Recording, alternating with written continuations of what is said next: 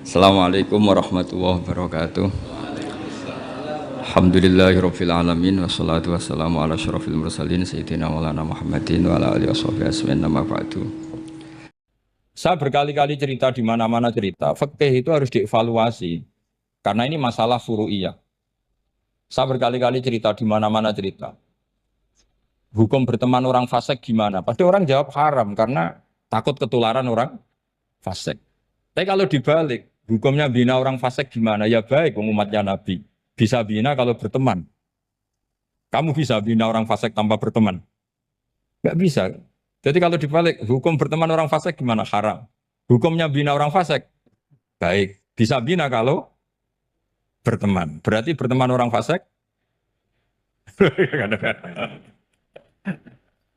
Ya terus nanti pada level lapangan sih gampang.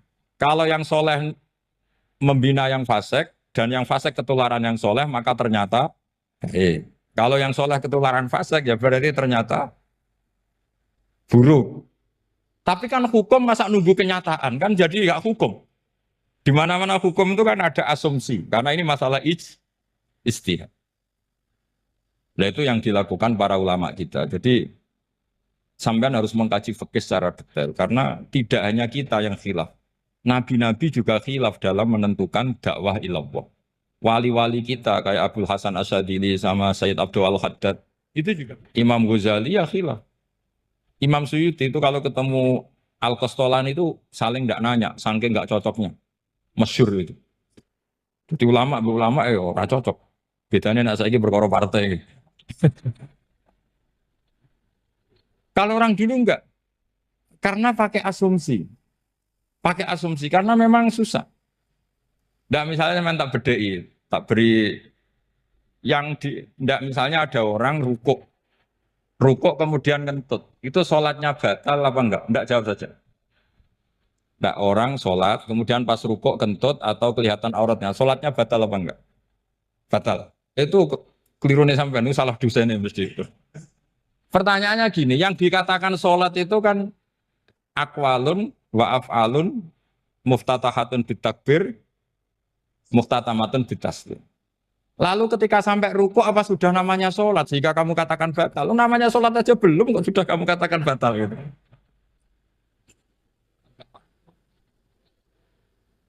Iya kan? Jadi kalau aku mau sholat pas ruku ngetut batal atau ora? Mestinya jawaban yang benar, ya ora sholat jadinya gitu. Karena kalau dikatakan sholat, definisinya harus sampai salah.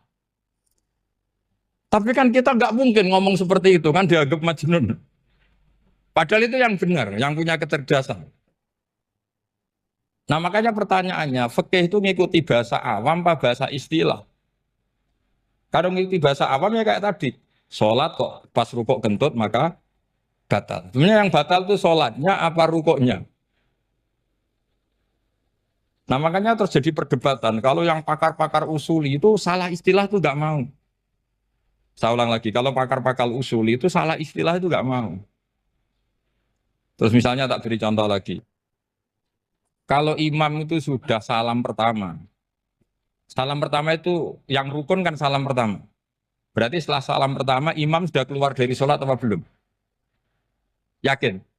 Ya sudah. Sekarang sama tak bedai.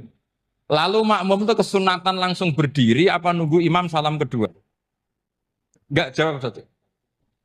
Nunggu salam kedua kan? Ya itu kriminalis sampai anda dalam sufi itu. Kriminalnya begini. Berarti anda bergantung sama orang yang sudah tidak sholat. Kata kamu setelah salam pertama dia sudah tidak sholat. Berarti kamu mengintersikan makmum berhubungan dengan orang yang sudah tidak sholat. Karena sudah keluar dari sholat ketika salam pertama. Kalau kamu di debat gitu gimana jawabnya? Pusing kan? Berarti robtul makmum bisolatiman sing wis laisa fi sholatin. Berarti menggantungkan sholat sama orang yang sebetulnya sudah tidak sholat. Ada yang jawab, sebagian ulama fikih tetap disunatkan menunggu salam kedua. Karena salam kedua itu masih paket meskipun tidak rukun. Dia paketnya selesai. Tapi selalu pertanyaannya gini, lalu setelah salam pertama itu imam masih sholat enggak? Sudah sama berani jawab tuh? Nah ini pentingnya bodoh, gak mikir sebenarnya. Jadi makanya bodoh itu barokah karena gak mikir itu. Jadi soalnya Robbana ma khalaqta hadza apa? Batila. Sing bodoh ya barokah, sing pinter ya barokah. Secara barokah itu maksiat. Surano barokah plus. Jadi ilmu itu harus mengalami satu gesekan karena logika itu bisa dibalik. Nah, karena ilmu itu mengalami satu gesekan, satu logika yang bisa kayak iya kayak enggak. Sehingga jargon ya, jargon di dunia ijtihad itu begini. Ra'yuna shawabun yahtamilul khoto' wa ra'yuka khoto'un yahtamilus shawab.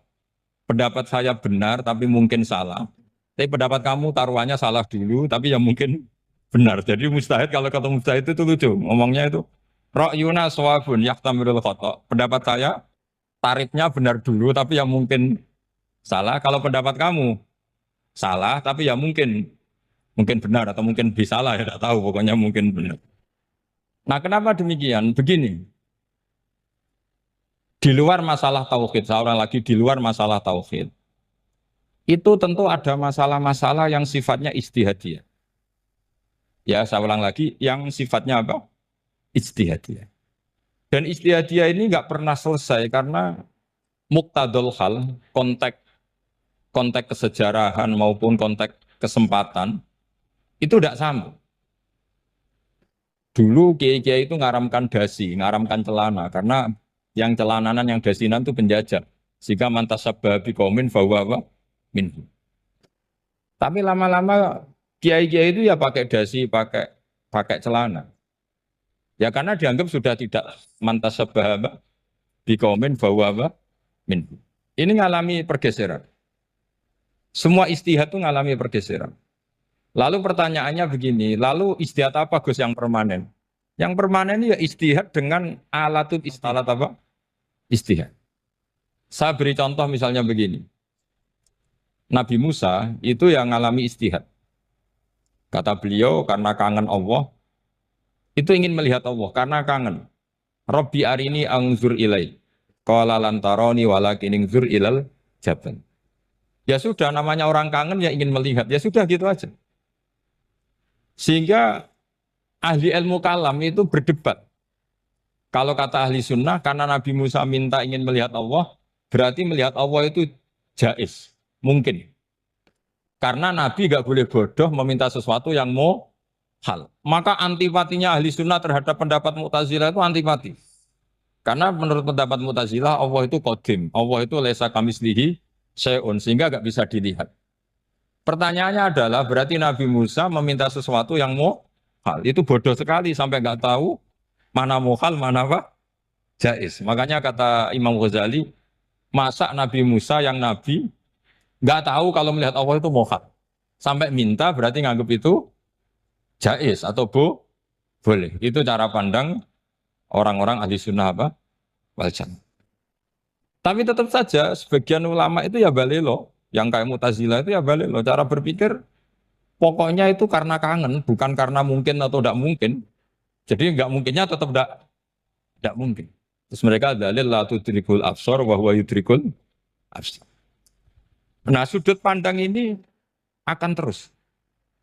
Ada seorang wali ditanya, kalau kamu di surga ingin melihat Allah apa enggak? Jawabnya enggak.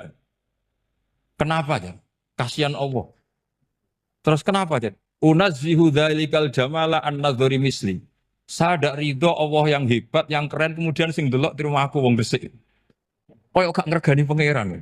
Sebenarnya sing delok Allah ben golongane Nabi Muhammad, Nabi Ibrahim, kowe ra usah ngilangi keren. Maksudnya itu. Jadi ada ulama itu jadi wali kalau sholat itu karena di soft belakang. Tapi jangan ditiru. Itu kan nggak lazim ya. Lazimnya kan afdhalus sufuf as-saful awal. Ketika ditanya, kenapa kamu kalau sholat di belakang? Cek GR koyok wani suwan pangeran gue ngarep. Aku sungkan dadi gue gulir. Kalau sampean kan karena males bukan karena sungkan.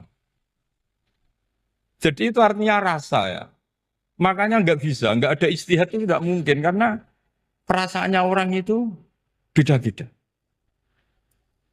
Itu Sayyid Abdul Al-Haddad, itu kalau ngendikan masyhur. Man da'a li dzalimin bil baqa faqad ahabba yu'sawwa fi ardi. Orang yang mendoakan orang fasik masih hidup, gak mati-mati. Itu berarti suka kalau Allah dimaksiati di buminya. Wong fasik kelakuannya rak maksiat. Nak mbok dongakno mari. Itu berarti kamu ingin Allah didurakani terus menerus karena si fasik masih hidup. Tapi kalau Abu Hasan Asy'adzili cara ngendikan gini, kalimatnya persis. Man ahabba alla yusawahu fi ardi faqad ahabba alla tadhara maghfiratuh. Orang yang ingin dunia ini steril, gak ada maksiat, maka sama saja berkeinginan tidak melihat luasnya maghfirahnya Allah. Sama-sama wali besar. Tapi cara pandang hubungannya dengan Allah seperti itu. Jadi mau tidak mau, istihad itu mau tidak mau. Makanya tidak usah dipertentangkan misalnya cara berpakaian, cara apa. Yang penting sesuai aturan Islam ya sudah. Karena ini urusan rasa. Urusan apa? Rasa. Itu Syekh Hasan Basri itu sering jagungan sama Robiah Adawiyah. Itu secara fikih salah. Tapi pas itu ulama fikih ditanya, kenapa Anda tidak komentar terhadap dua wali besar yang sering ketemu? Andai kan semua santri seperti itu akan saya halalkan. Karena nggak mungkin punya nafsu. Sehingga fikih dulu memang masih asli. Kamu lihat di takrib misalnya, lelaki melihat perempuan itu nggak boleh kecuali sekian alasan. Termasuk boleh itu litaklim karena mengajar. Atau lil muamalah. Ini yang mulai masalah. Ada warung kopi, penjaganya cantik. Santri-santri ngopi. Ini lil muamalah. Kan kasus ini. Mau disalahkan pada takbirnya, mau dibenarkan ini jelas fasik kan, jelas fasik. Jelas fasik. Maksudnya sudah fasik sebelum itu ditambah itu, jadi fasiknya permanen. Nah pertanyaannya adalah, kalau kamu ngajar mbak-mbak, kemudian hafal yang cantik yang enggak, itu taklim li nazar apa nazar li taklim? Itu taklim apa modus? Makanya kalau ngopi cari bakul yang cantik, itu muamalah untuk nazar apa nazar untuk muamalah? Loh kalau saya ngopi dengan kiroba pasti halal. Karena begini, berjalan saja, bareng capek, nggak tahu itu warungnya siapa, terus berhenti ngopi. Kebetulan bakulnya cantik. Nah itu mungkin halal, karena kan saya nggak milih-milih. Ingin ngopi kebetulan bakulnya cantik. Kalau kamu kan nggak apal daftarnya. Wah itu mesti haram itu, mesti haram itu. Karena berarti kan kamu menjadikan ngopi ini modus. Gue jagani tak takok pangeran. Lo kok nazar? Muamalah Gusti muamalah. Itu mesti modus. Maka fikih itu harus dikawal oleh tasawuf. Kalau enggak, semua hukum fikih bisa diakalin. Makanya Imam Bukhari punya satu bab namanya Kitabul Khiyab. Bab mengkhilaf fikih. Beliau itu antinya sama Abu Hanifah itu luar biasa. Enggak ada ulama dibenci Imam Bukhari kayak Abu Hanifah. Masyhur itu. Untungnya beliau enggak menangi Abu Hanifah. Kalau menangi geger terus. Bisa bahsul masail terus. Itu Abu Hanifah itu ulama yang suka khilaf. Khilaf itu ngerekayasa hukum. Misalnya begini, saya ini puasa agak lemes. Ujian agak lemes. Apalagi kiai, serapati di duit, santri beling-beling lemes. Ini. Apa mangan itu kan, poso-poso kok mangan kan gak keren. Supaya saya bisa makan dan halal, saya bisa ngajak kiai Robai ya jalan-jalan. Jalan-jalan nyari yang jarak 2 marhalah, ya sudah. Terus bisa makan. Kalau ditanya Allah kok makan? Musafir. Jadi bolehkah insya'us safar menciptakan pergi demi untuk supaya boleh iftar? Boleh enggak cara jenengan? Enggak boleh alasannya apa? Kan pergi. Perginya juga enggak maksiat. Itu khilaf. Tapi Sayyid Muhammad, Abuya Sayyid Muhammad, Muhammad bin Alawi, Sayyid Muhammad, itu membela Abu Hanifah. Artinya membela jangan semua khilaf itu diharamkan. Karena itu cara, saya ulang lagi, karena itu cara untuk mengawal bahwa hukum Allah itu luas. Karena kalau nggak ada khilaf itu ya kita kesulitan. Kita kesulitan. Misalnya begini, ini penjelasannya, makanya kita harus sering mendengar. Saya itu dulu masih sangat fikih itu protes, kenapa ada puluhan polisi wanita? Itu kan pekerjaan cowok ya, pekerjaan pria. Tapi setelah mendapat penjelasan dari polisi, itu alasannya masuk akal, Gus.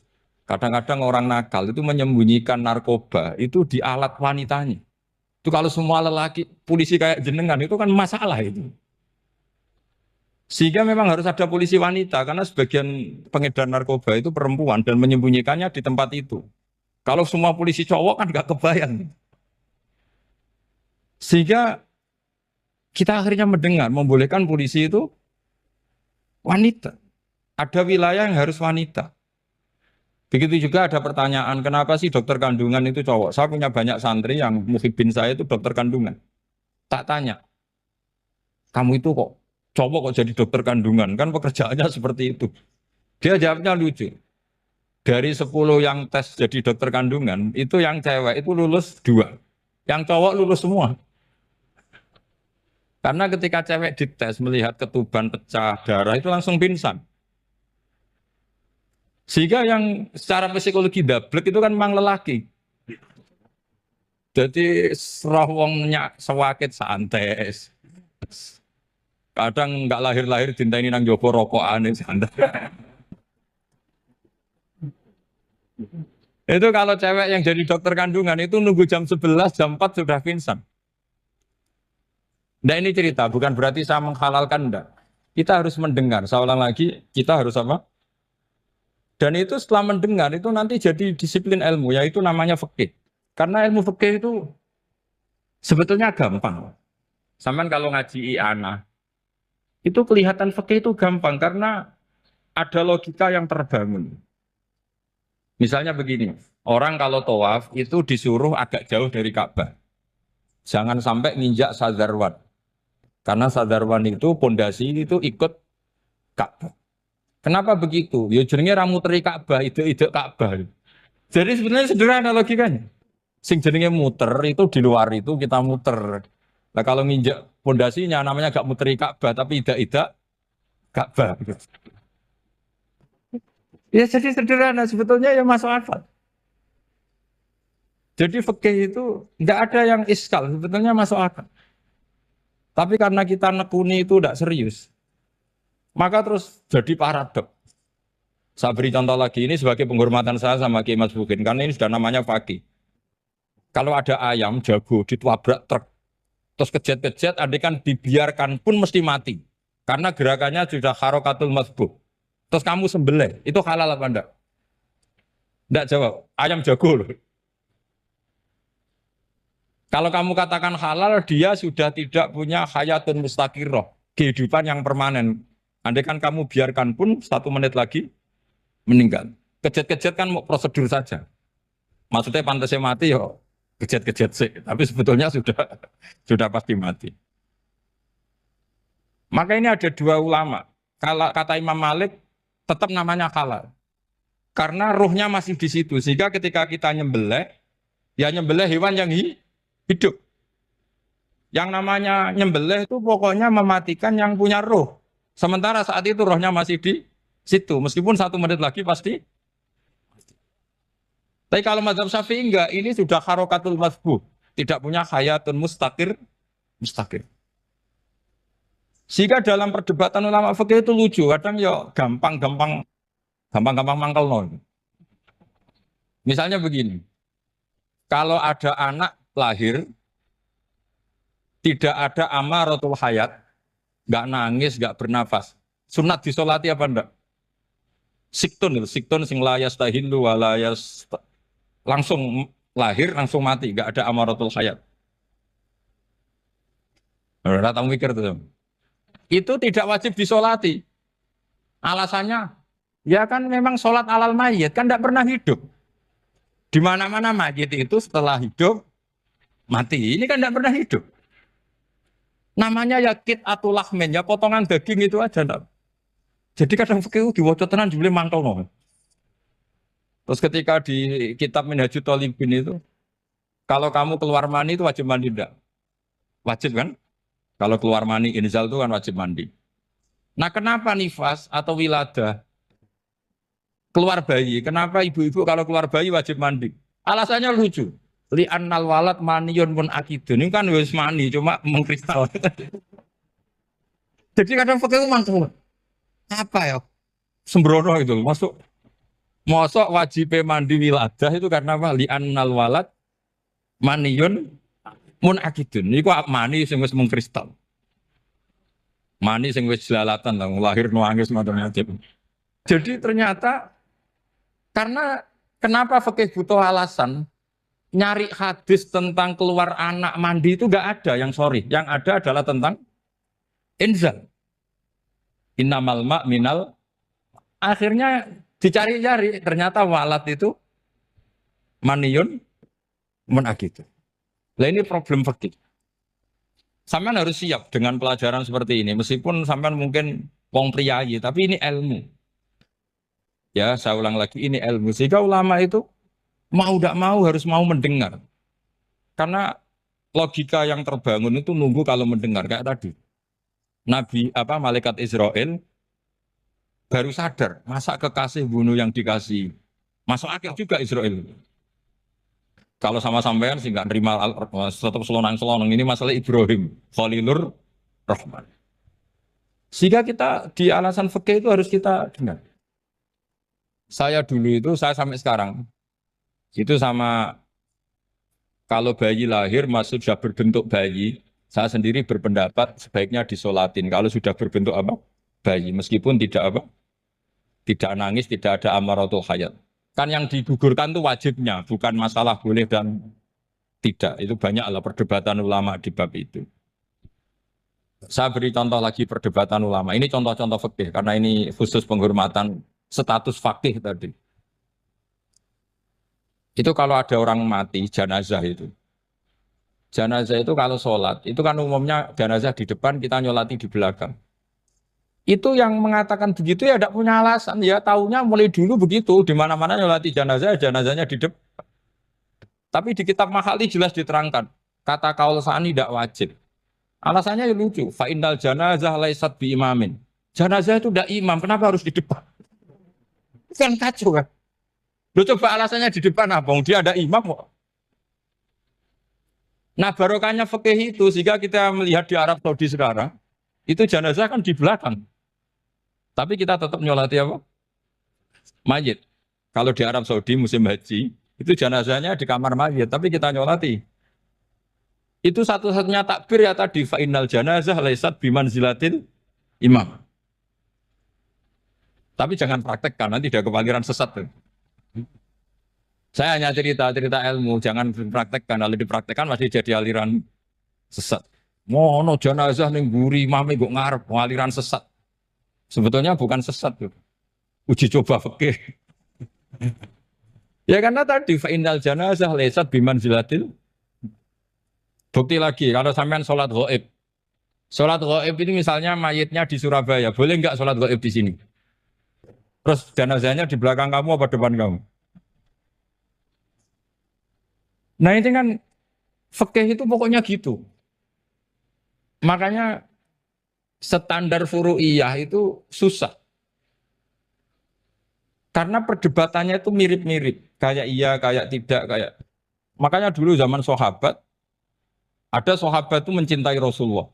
Senengannya sowan. Bukti cinta sowan. Banyak juga yang sahabat bukti cinta Nabi itu tidak pernah sowan. Alasannya ganggu. Kenapa kamu jarang sowan Nabi? Saya sering jamaah sama Nabi, saya tidak pernah sowan.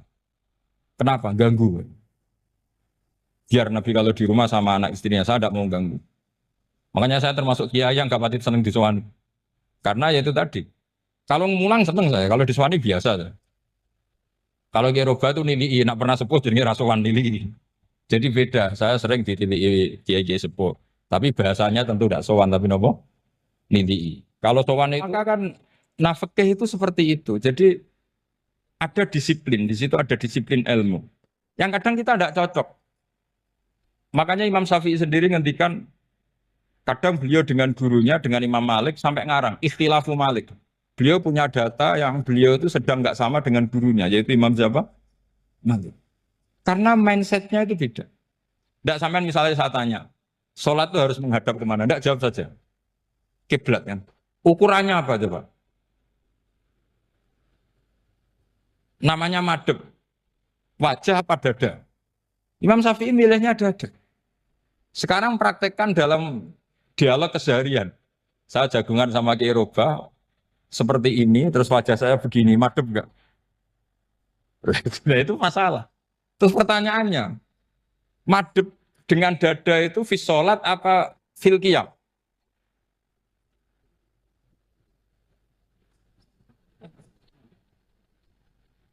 Loh, enggak, kalau fis sholat pas sujud, dada kamu madep mana coba? Kamu enggak pernah mikir kan? Ya madep pakai dada itu kan kalau berdiri, kalau rukuk sama sujud,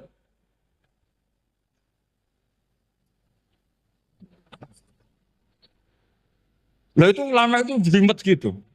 Makanya jarang yang menekuni profesi ulama itu. Karena menekuni proposal banyak, karena memang susah. Jadi ulama itu orang yang cara berpikir sudah aneh. Sehingga mereka detail. Maksudnya menghadap itu apa? Ukurannya kalau berdiri ya dada. Tapi nggak bisa kamu katakan atawajjuh bisodri aturan dalam sholat. Fikul di sholat. Pertanyaannya lah kalau rukuk sama sujud. Dadanya menghadap kemana coba? Maka itu ilmu yang sudah jelimet. Nah ulama usul fikih, ulama yang nggak mau salah per detail hukum. Sehingga menurut Imam Rafi'i, misalnya kalau beliau ditanya, sujud itu gimana ya asal wat ujabha, ya sujud. Tapi kalau menurut Imam Nawawi harus melibatkan 7 apa? Anggota, yaitu al-jabha, wal yaden, warubaten, wal kodame. Oke, Imam Nawawi kita ikuti. Tentu keseharian kita pakai Imam Nawawi. Yaitu berdasar hadis umir tu an asjuda ala sab'ati yumin al-jabha, wal yaden, warubaten, wal kodamen. Berarti berapa? 7. Tapi pernah saya cek di kitab karangannya Imam Syafi'i ketika beliau ngendikan saya suka kalau orang sujud itu melibatkan 7 anggota berdasar hadis ini. Tapi kata beliau wayah tami itu dan bisa saja sujud yang watul jabhah itu sudah cukup. Terus kata Imam Syafi'i, lima ada karena Nabi ketika sujud itu hanya ngendikan begini, sajadalah kawajhi wasam'i wabasori. Gak ada di hadis wayadi, warubati, wakodami.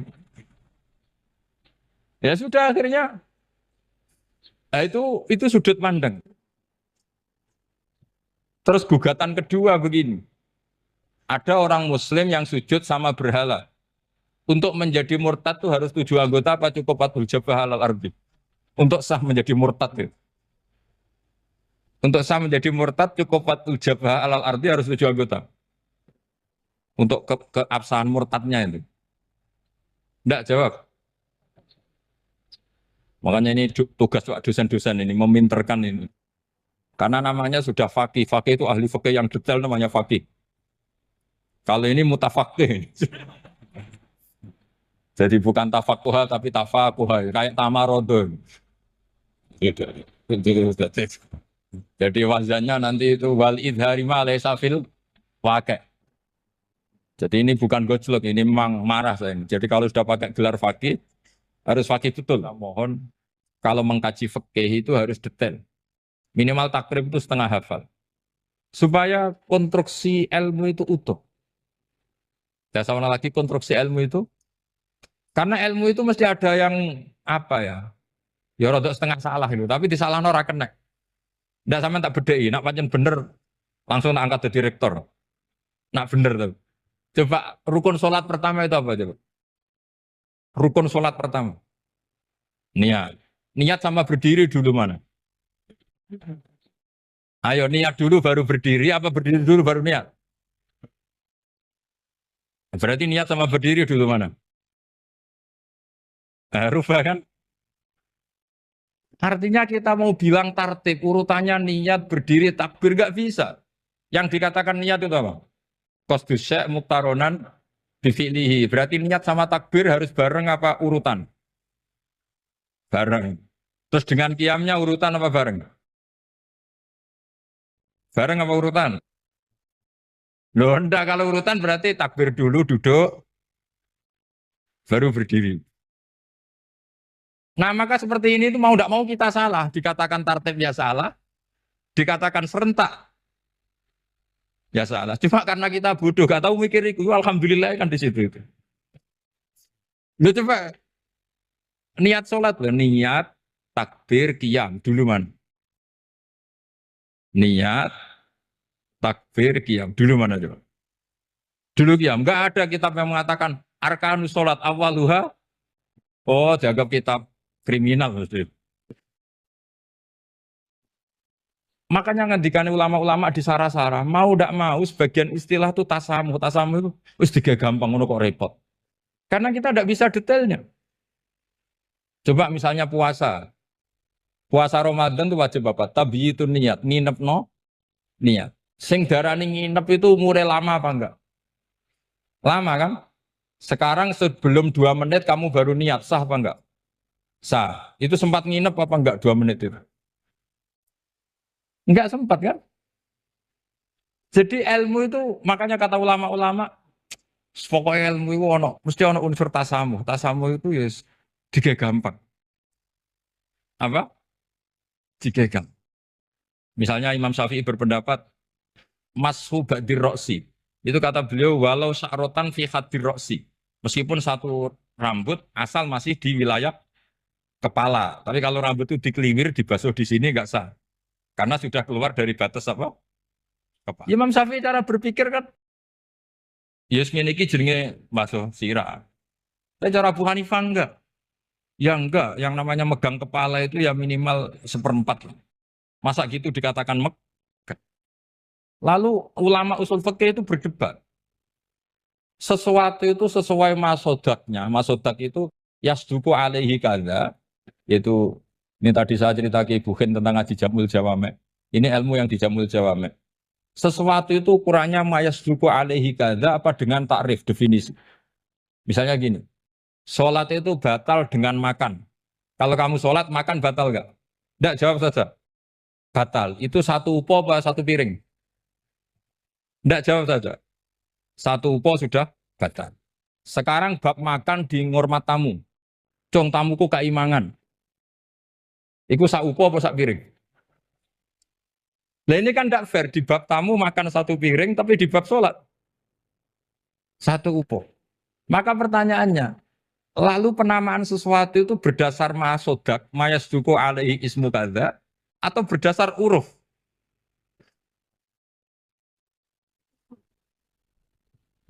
Ukurannya apa coba? Maka terus jadi perdebatan.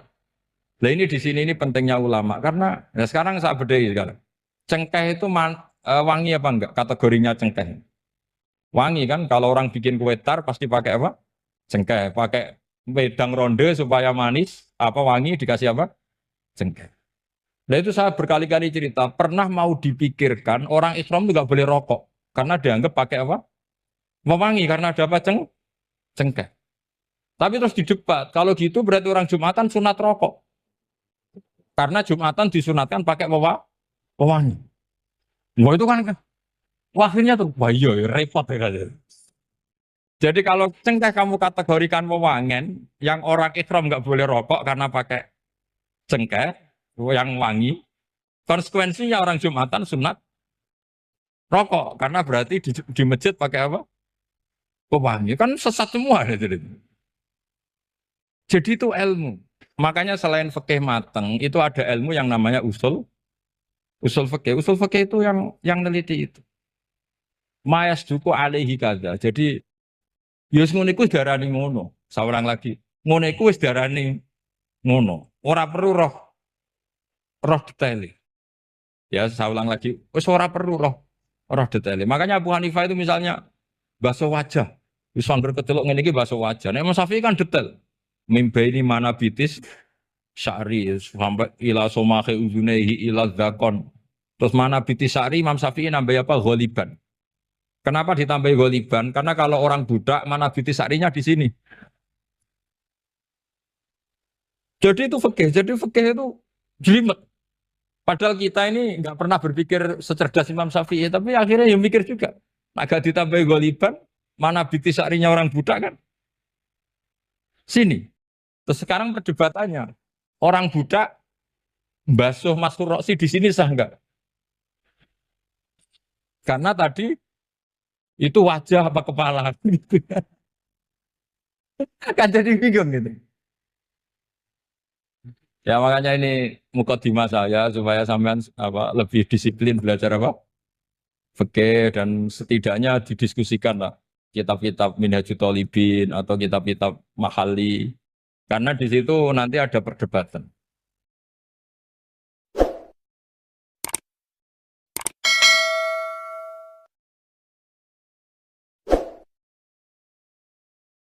Assalamualaikum warahmatullahi wabarakatuh. Balik lagi bareng saya. Kesempatan kali ini saya akan bagikan pengalaman saya dan saya akan mengunboxing, mereview barang yang sudah saya dapat dari Lazada.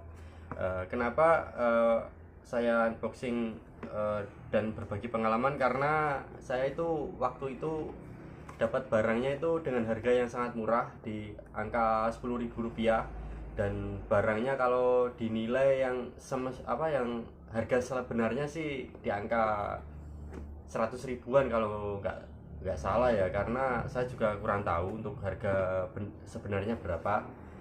Untuk barangnya yaitu berupa hair dryer ini ya, ini boxnya. Dan ini nggak tahu kenapa waktu itu Lazada kan sering bagi-bagi bonus dadakan bisa diklaim tiap hari waktu itu. Nah, dan ini mungkin ya ada error di Lazadanya juga ya, karena toko itu seller bisa membuat harga yang lebih tinggi sehingga bonus dadakan yang kita kumpulkan itu bisa digunakan seutuhnya. Nah, waktu itu sellernya itu mencantumkan harga hair dryer ini di angka 1 jutaan ke atas ya. Namun toko itu bisa membuat sebuah voucher potongan untuk khusus barang ini. Potongannya juga jutaan, sehingga saya punya bonus dadakan sejumlah itu 200 ribuan. Nah, itu bisa digunakan semua untuk memotong harga ini sehingga ketemunya itu Rp10.000. Nah, waktu itu sih barangnya juga nggak cuma hair dryer aja, ada macam-macam.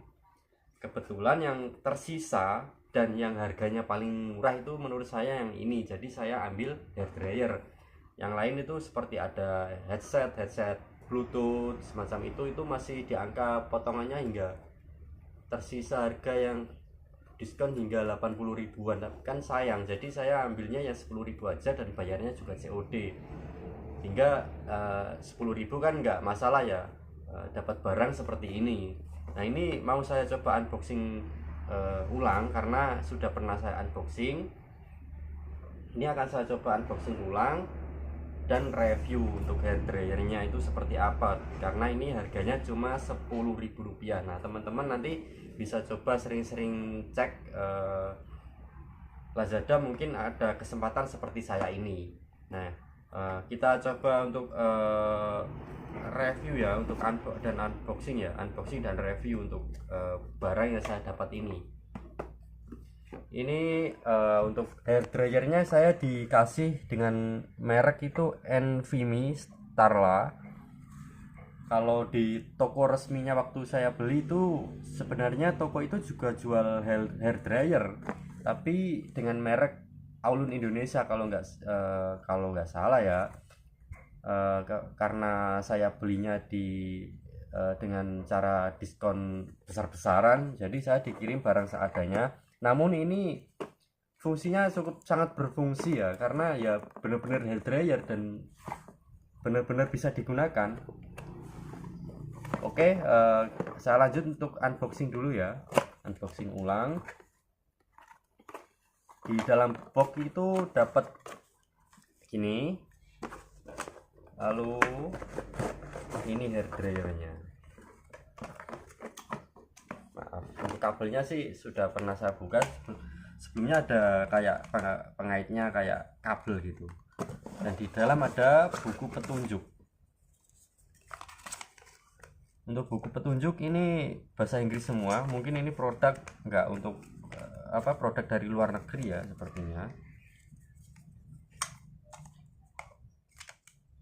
Nah, ini harganya cuma 10.000 teman-teman. Saya dapat harga 10.000, tapi kok untuk di dalamnya itu hair dryernya tulisannya itu misah ya, nggak sama yang ada di box Enfimi. ini bisa diluruskan. Di sini ada tombol untuk nyalakannya, ada tombol apa? Powernya ya. Ada 3 tombol maksud saya. 4 sih ya. Ini kan off, nyala, nyala, nyala. Nanti kita coba ya. Dan ini untuk dipasang di sini biar udaranya yang dikeluarkan oleh hair dryer ini berfokus ke arah lubang ini aja. Kalau digunakan seperti ini juga bisa. Ini bisa dibawa pergi-pergi. Ditekuk ini fungsinya bisa ditaruh di tas ya biar gampang. 10.000 dapat ini kan tidak rugi ya teman-teman. Oke, nanti kita beresin dulu untuk boxnya. Kita coba untuk nyalakan ya. Saya coba colokkan ke listrik. Sebelah saya sudah ada listrik. Saya colokkan. Kita coba untuk hair dryer ini. Ini anginnya sangat kencang sekali. Ada lampu birunya. Entah itu lah fungsinya lampu atau apa nggak tahu ya. Ini angin yang dikeluarkan biasa, nggak ada hangat-hangatnya. Kalau yang pertama yang tombol yang apa power pertama ini nggak ada hawa-hawa panas gitu, nggak ada hangat pun nggak ada, hanya angin kencang aja. Kita coba yang kedua. Nah kalau ini hangat tapi untuk hembusan anginnya itu pelan, tapi ini panas. Lalu untuk yang ketiga ini kencang sekali dan ini panas.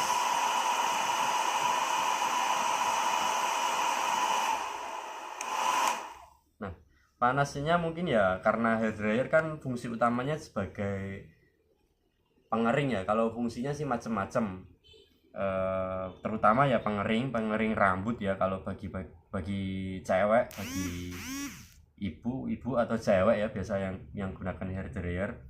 Lalu juga bisa untuk seperti apa ya, biasanya kalau masang-masang semacam kayak stiker atau apa itu kan ya juga butuh hair dryer untuk penghangat biar lebih lengket gitu ya.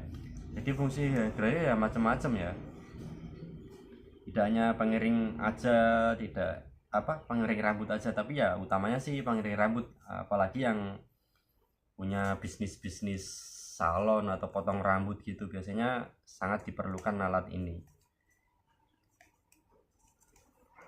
Teman-teman bisa coba sering-sering cek di online shopnya di Lazada, terutama kalau ada bonus-bonus seperti saya ini bisa dimanfaatkan ya. Karena dengan 10.000 aja saya bisa dapat barang sekeren ini. Dan ini tidak rugi kalau hanya 10.000 bisa dapat barang seperti ini. Oke, untuk review dan unboxing ini mungkin sampai di sini dulu, karena ya saya hanya punya share pengalaman juga. Mungkin teman-teman bisa praktekkan di HP-nya masing-masing. Mungkin Lazada bagi-bagi bonus dadakan, dan ada toko yang semacam menjual barang seperti ini, bisa dimanfaatkan. Oke, untuk video ini saya cukup sampai di sini. Mungkin teman-teman bisa bantu saya subscribe agar saya selalu memberikan informasi-informasi kedepannya yang lebih menarik. Dan terima kasih yang sudah subscribe. Oke, sampai jumpa lagi di video-video selanjutnya. Wassalamualaikum warahmatullahi wabarakatuh.